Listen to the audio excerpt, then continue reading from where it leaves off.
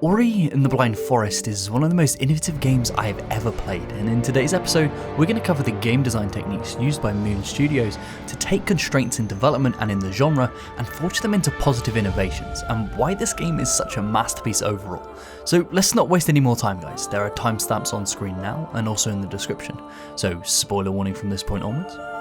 Alright, let's jump right into it.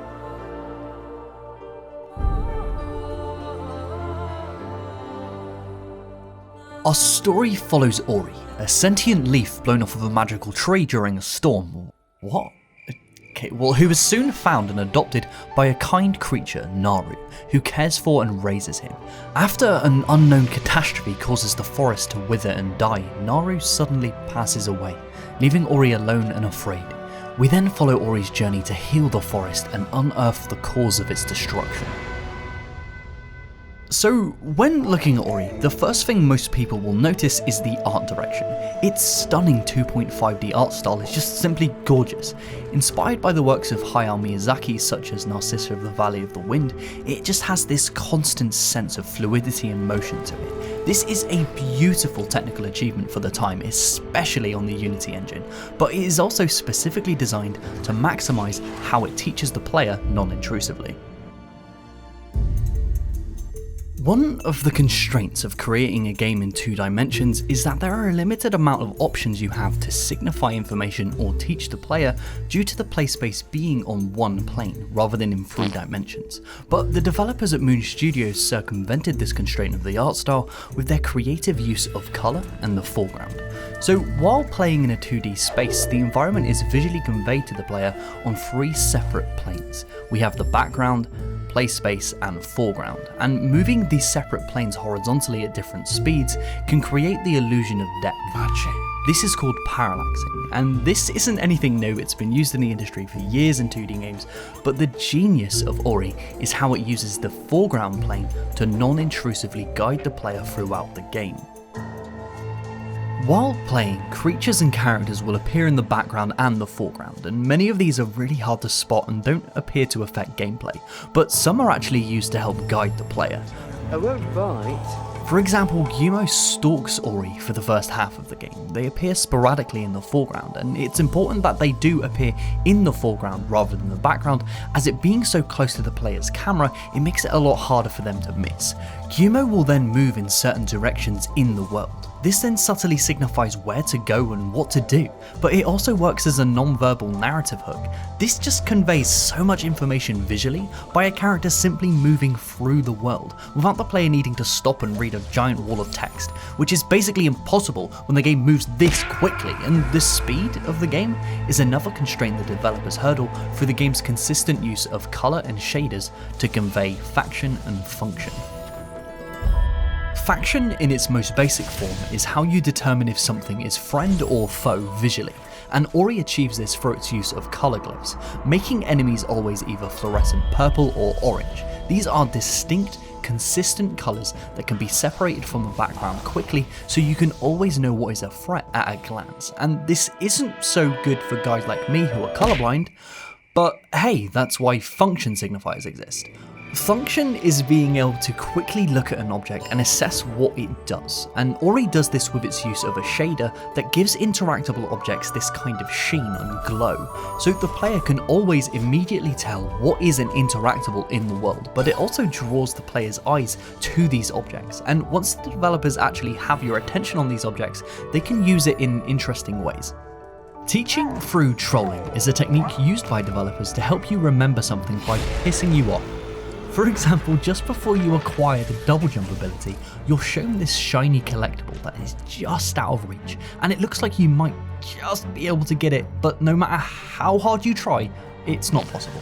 This then locks this memory of these inaccessible items into your brain by frustrating you by making you want to keep trying, so that when you do get the ability to access these items, you remember that annoying troll, incentivizing you to backtrack and explore. But this troll teaching only really works because each and every item in Ori has a purpose.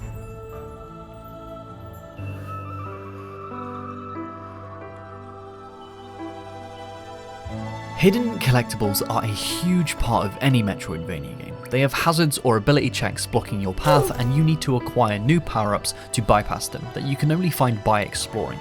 And the beauty of Ori is how every single collectible in its world has a purpose, meaning that every hidden platforming challenge you find, no matter how difficult it is, will always have a meaningful reward at the end. They either give Ori ability points to level up, extra health, or energy. And this energy is one of the most important resources to seek out in the game, and the main driving force for players to actually explore. This energy is both used for certain combat abilities, opening doors, and saving the game, and when and where to save the game is completely up to the player. It can be done at any point as long as you're not in combat, but since you start with only one energy tank, and tanks are quite rare to find, managing this resource is incredibly important. But for a completely unrelated example, if you for instance forget to save the game because you're so immersed in it, and you've just progressed through an entire area defeating a boss, and then suddenly you just die to a spiky boy and you get sent back to your previous save, which was half an hour ago, you can't really get mad, it's your fault. But the game is constantly requiring you to use this energy resource to open doors or destroy hazards, giving you less chances to actually save the game overall. And this fear and frustration caused by this low amount of energy is completely deliberate, and further increases the player's drive to explore to find more energy tanks, creating more opportunities to save, and making the game easier overall.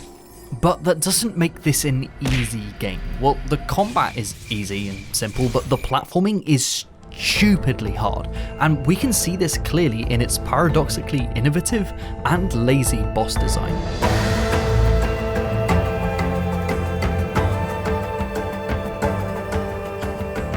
Platforming has always been a byproduct of the Metroidvania genre, rather than a focus. Most games tend to focus on the combat aspects, but Ori completely flips this. Platforming is now the focus. And this raises an interesting question. How do you design bosses for a game focused around platforming? But before we answer that, what is a boss? Well, a boss in its simplest form is a narrative or mechanical climax. It either tests a player on mechanics they've learned throughout the game, or it's a dramatic conclusion to a conflict in its narrative. And this doesn't just have to mean being locked in a room with a big man and just hitting him with a stick until he's dead, which I think we can agree that most bosses boil down to in a lot of modern games, which is such a shame. So if a boss is a mechanical climax, and the majority of Ori's mechanics are centered around platforming, instead of having combat bosses, Ori has platforming bosses. And the best example of this for me is the Jinzo tree. The Jinzo tree is effectively a platforming dungeon. You're introduced to two new mechanics inside, portals and bash. These mechanics are then slowly expanded on to teach you their full capabilities as you make your way to the top of the tree. And as you arrive, you are relentlessly tested in a form of a platforming chase sequence boss fight. This is stupidly fast paced, and you'll be swallowed if you stumble for even a second. This serves as a test of your mastery over these new mechanics as you progress further and further up the tree, as the music swells to its crescendo, as the waters bite at your heels, and the elation you feel when you finally overcome it, coupled with the massive change you've just caused narratively to the world and how it opens up its level design by cleaning the waters of the forest, it is just beautiful design. Now compare that to this. So on one hand, the developers at Moon Studios created these incredibly innovative platforming bosses that take you through the environment naturally and progress the narrative in meaningful ways, but also included generic combat bosses that repeat 3 times throughout this 5-hour game. Oh wait, no, sorry. With this one, you fight 2 of them at the same time, which is completely different. Wow. Combat in this game is just mind-numbing. All you need to do is just move out of the way of an enemy's attack and then mindlessly spam the same button in the proximity of an enemy, and your attacks will automatically track to them. To be completely honest, I think this game would have been improved if they just completely scrapped combat entirely. Wait, keep the enemies, but take away Ori's ability to directly attack them. I think this would be a lot more powerful narratively and in gameplay if Ori was completely defenseless and had to avoid enemies until he finally unlocked the ability to redirect their own attacks back at them with the bash mechanic. Wait, bash? Wait, I haven't spoken about bash yet. Oh my god.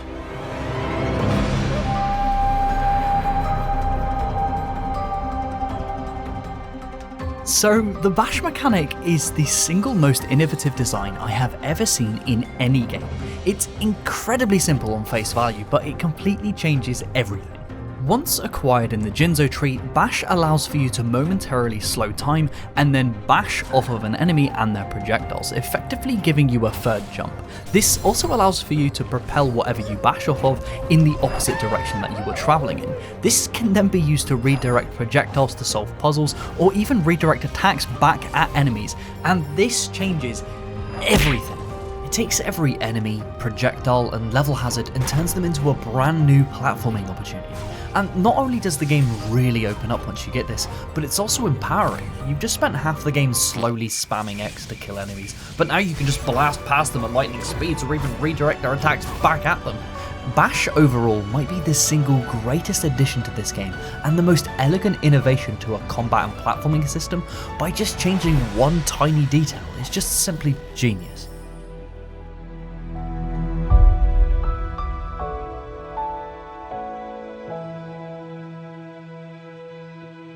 Ori overall is a beautiful technical achievement with countless innovative designs with many genius techniques used to guide the player throughout its world naturally without interrupting the flow or immersive qualities of the game.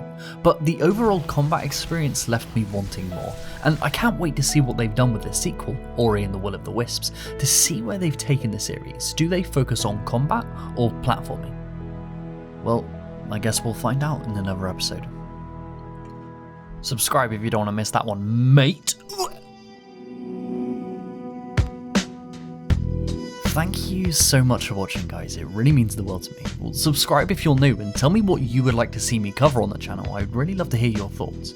Next, we're going to be taking a look at something a little bit different. I'll leave that as a surprise. But afterwards, we're going to be taking a look at Ori and the Will of the Wisps. And I want to give a special shout out to my lovely patrons for supporting these videos to actually be made.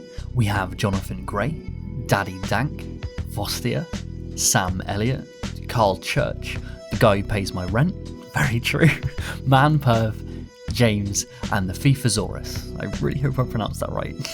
Without these wonderful people, these videos would not be possible, they wouldn't exist, so thank you guys so much for the support.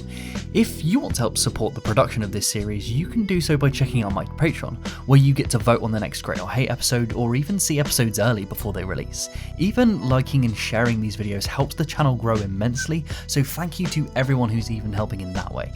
If you want more of my combination of stupid humour and game development analysis, a new episode of Great or Hate releases every other Sunday, and I stream every Friday at 7 PM GMT at twitch.tv/itsjermaine. I hope to see you there. Thank you so much for the support, mate. I'll see you in the next one.